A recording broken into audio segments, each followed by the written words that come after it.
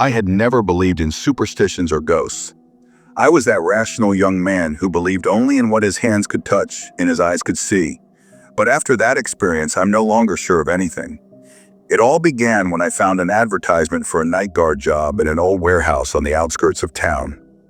The pay was suspiciously high, but I was desperate for money. I called, and an interview was scheduled for the next day. The warehouse was a long brick building, lying like a sleeping beast at the end of an abandoned street.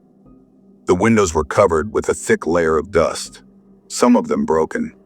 The front door was heavy metal, covered in rust and peeling paint. When I rang the bell, a tall, thin man in a dark suit opened the door. His eyes were sunken and expressionless, as if he were looking at me from behind a veil. "Are you the applicant for the job?" he asked in a hoarse voice. "Yes, I'm Adam." "Come in." The office inside was small and cluttered with papers. The smell of mold and old dust was suffocating. He introduced himself as Mr. Farouk, the facility manager. He asked only a few questions before offering me the job immediately. I went. "The shift is from 10 p.m. to 6 a.m. Your task is to patrol the warehouse every hour and make sure all the doors are locked. You are forbidden from entering the basement. This is very important. Absolutely forbidden." He gave no explanation, and when I asked, he simply said, "Facility rules." I agreed right away. I needed the money, and what could possibly be so terrible about a simple guard job? On the first night, I arrived 10 minutes early. Mr. Farouk was waiting for me at the door and handed me a large flashlight and heavy old keys. "Remember what I told you. Do not go down to the basement, and if you hear any sounds, ignore them. The warehouse is old. It makes noises sometimes."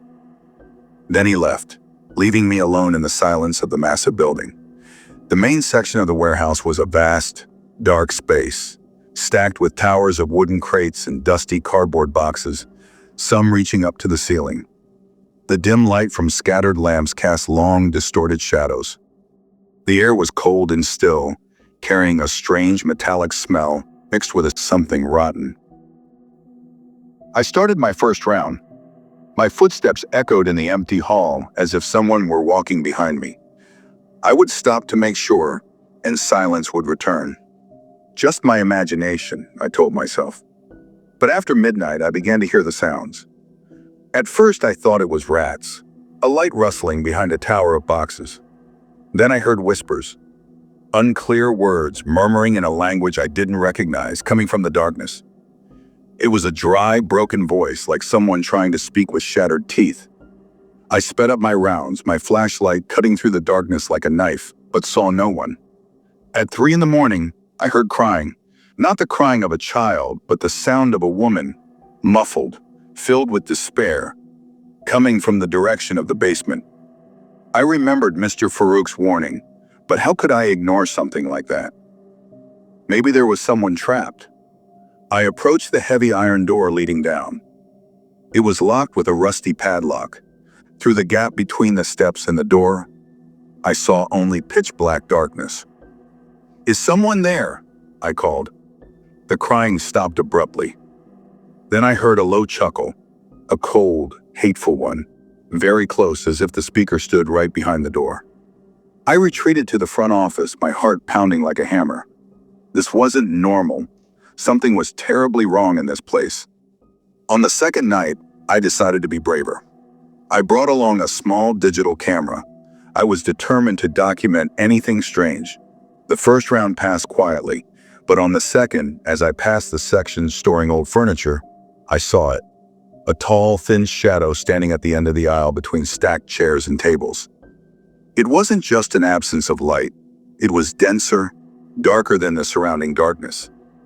And it moved. It slowly bent, then slipped behind a large wardrobe.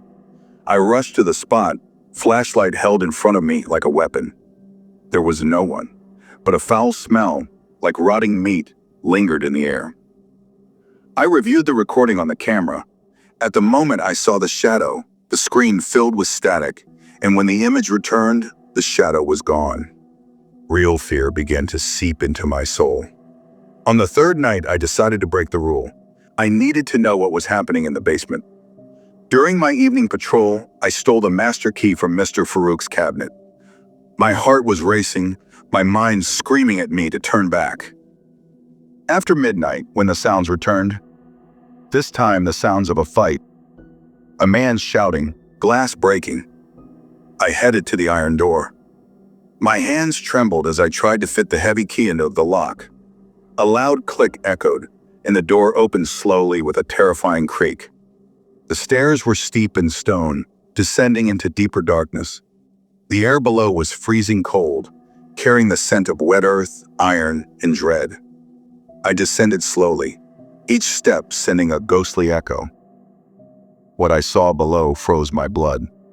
It wasn't a normal basement. It looked like a torture chamber. The walls were stone, stained with dark patches resembling old blood. In the corner were rusty cages, large enough to hold a human. In the center stood a heavy wooden chair with leather restraints on the armrests and footrests. Strange metal tools, pliers, rusty knives, and things I couldn't even identify were scattered on a table or hung on the walls. But the worst were the boxes. Dozens of small wooden boxes, about the size of shoe boxes, meticulously stacked on shelves covering an entire wall. Each box had a name written in elegant, faded handwriting. I approached one, wiping the dust off the plate. It read, Layla Hussein, 1947. I opened the box. Inside, there were no jewelry or documents. There was a small human skull, a child's skull. It was unnaturally clean and white. Next to it, a lock of black hair tied with a ribbon and a rusty hairpin. I slammed the box shut, horrified. I opened another.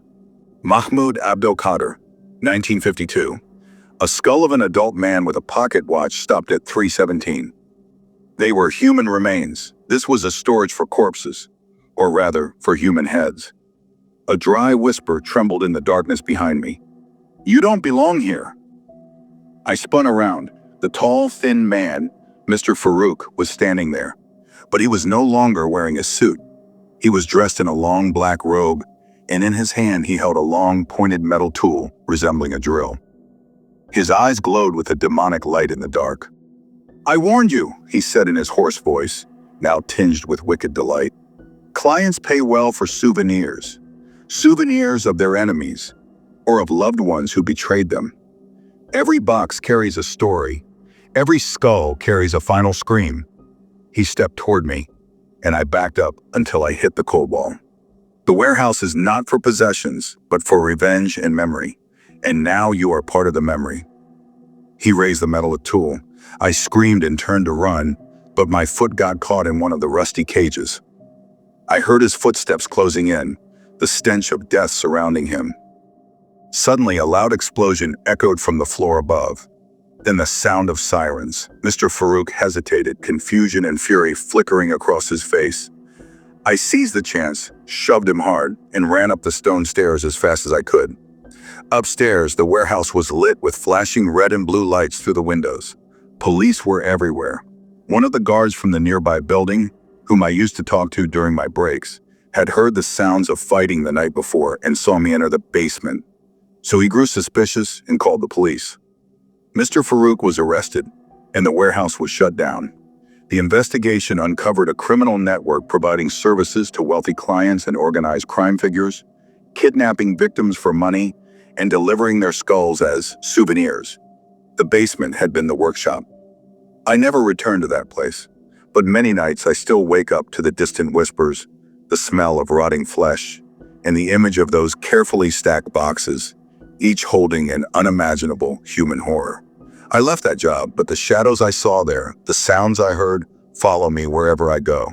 Because some truths, once seen, some doors, once open, can never be closed again.